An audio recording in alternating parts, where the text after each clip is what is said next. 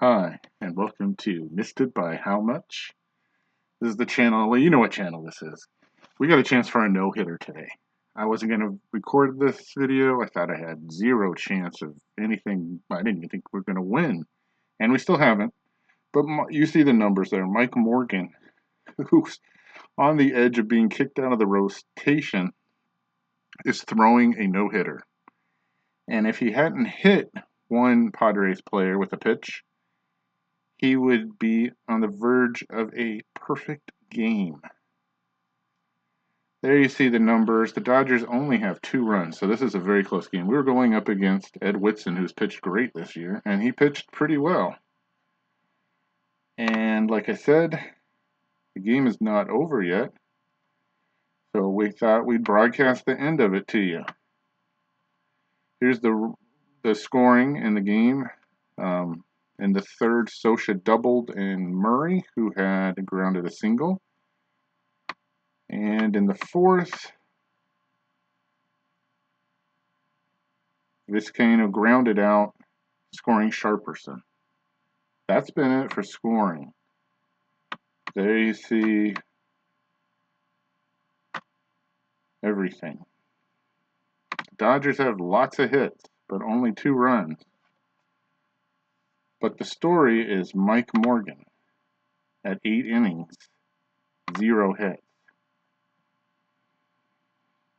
Lots of injuries, too. People have been hit. I think Mike Morgan even got hit early in this game by a bouncing ball. He stayed in the game.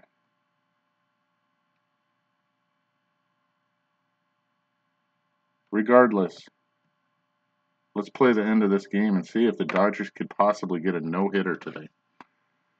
2 runs, 10 hits, 0 errors for the Dodgers. They've had some sparkling plays on the field by the infield. Jeff Hamilton's now in for Sharperson.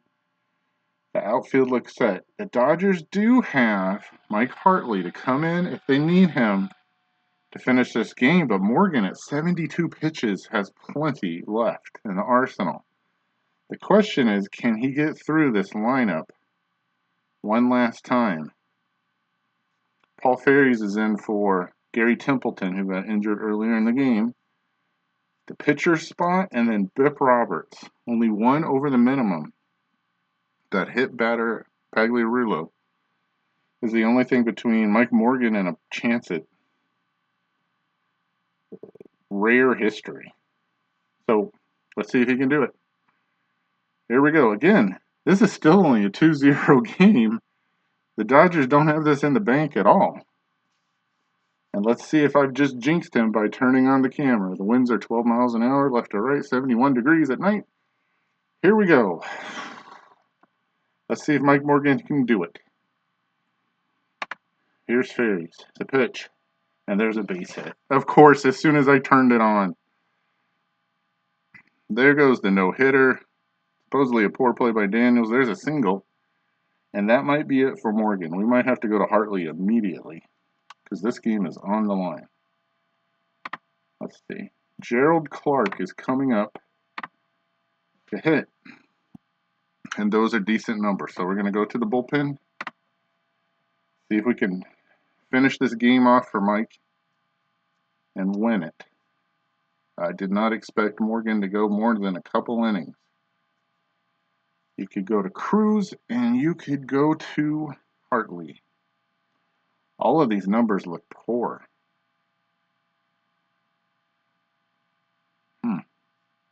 And Clark does have power. He can hit home runs. Let's take a look at where do we want to go. We want good numbers all over the place. He has better power against right-handers, and that's what we're more afraid of. So, our best left-handed reliever is Walsh, but he's better against lefties. Jim Poole looks like he has excellent numbers against him. You want to take a chance here? He could tie the game up with one swing easily.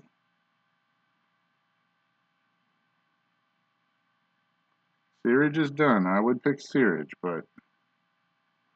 And Walsh is available, but Walsh is not as good against right-handers. Let's take a look. This is a big decision here. Normally just go to Hartley. But he does very well against right-handers. And he has given up 8 home runs against right-handers, so trying to not give up the home run here. See, pull against right-handers.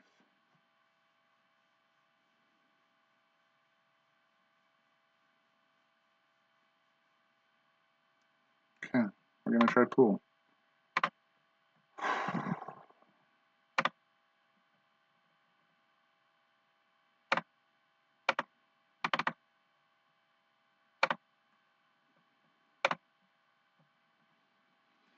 All right, here we go.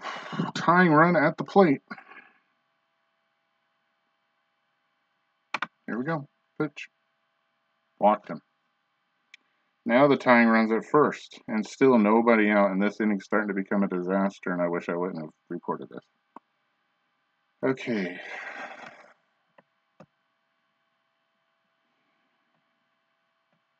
Let's see if there's anybody who... I know Gwynn does not have any negatives.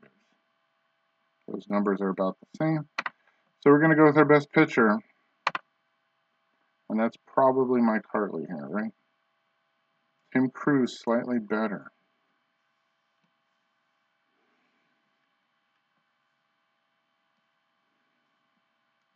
This is a tough decision.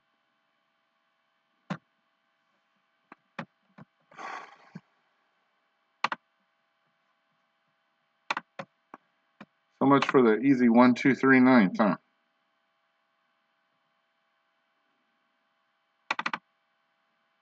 Guys will both be turned around and batting left.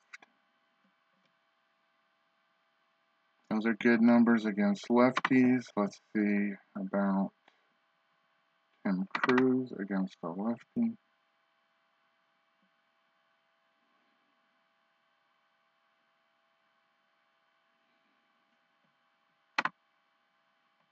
I'm going to go with Hartley. I might be making the wrong choice here, but that's what I feel. So we'll see if he can get out of it. He was the plan all along, and he's going to get a chance to finish it off. Still a 2-run lead. But first and second, nobody out. Here we go. And he walks the bases loaded. Oh, I feel like this game is already decided. We're going to lose. Thought we were going to lose all the way. But now here's Tony Gwynn. A base hit ties the game. Here we go. The ground ball to short. I don't think they can get 2. No. There's 1. The runner is out, and Gwynn makes 2, but a run scores. It's 2-1. And the tying run is at third. All right, the rest of the base paths are emptied, and it comes down to getting Alomar. Can you get Alomar with Santiago on deck? Alomar 0 for 3 in the game, obviously. Let's see if there's any. It's out to center field at 12 miles an hour, so this game could end real quick. He is much worse against lefties, but he bats switch, so he's going to flip around.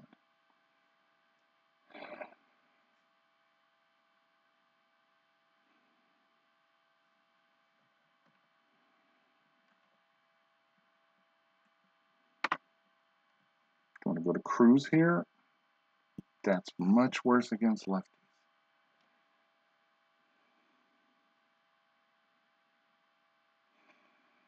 You walk him and go to Santiago.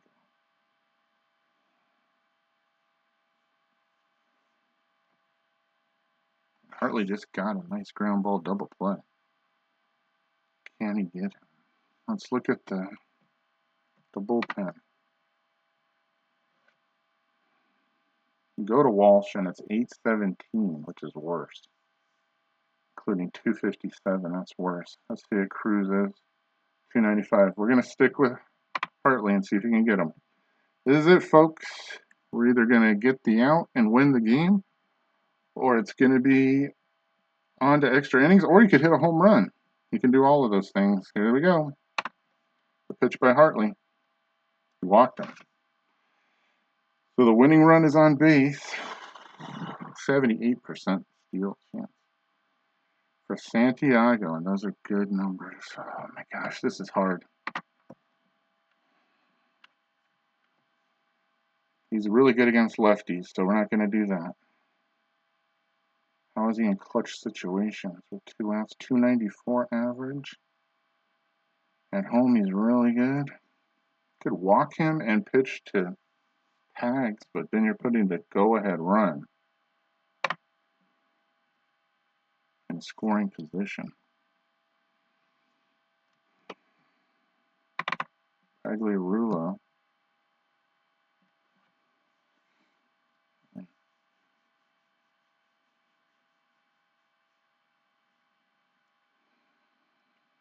You want to try a high wire act and pitch to Pagliarulo?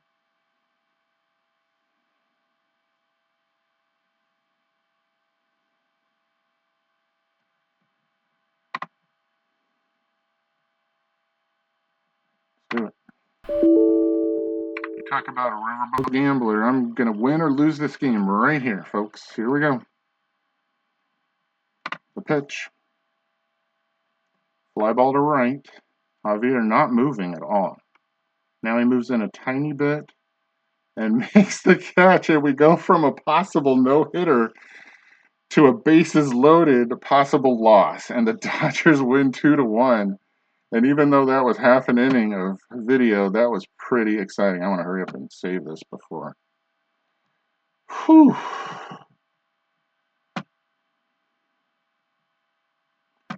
Something happens and the game doesn't count this, because for a game that seemed like an easy win, it never is with these Dodgers.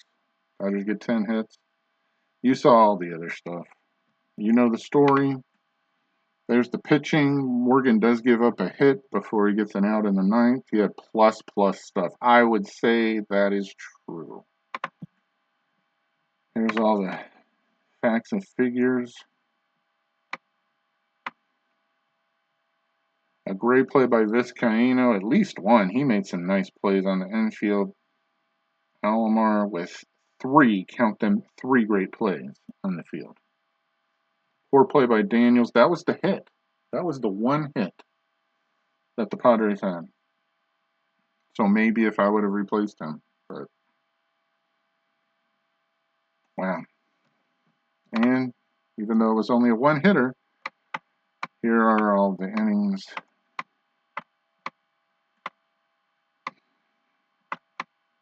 This ninth inning's gonna look real fun.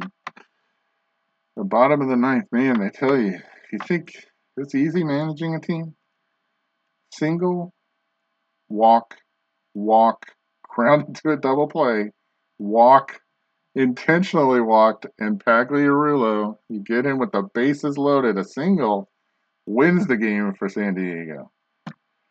But that didn't happen. Whew. An exciting one. And a short one for those people that want to watch big, long videos. The Dodgers win. No-hitter. It doesn't happen, unfortunately. But in a game where we were definitely mismatched starting pitching-wise with Mike Morgan versus Ed Whitson, the Dodgers somehow win it. They get their 83rd win on the season and keep the lead over San Francisco to 6 games once it repopulates. And there are 20 games to go. That's it. 20 games in the season. 140 have been played. 142 have been played. 20 to go. So, an exciting end to that game.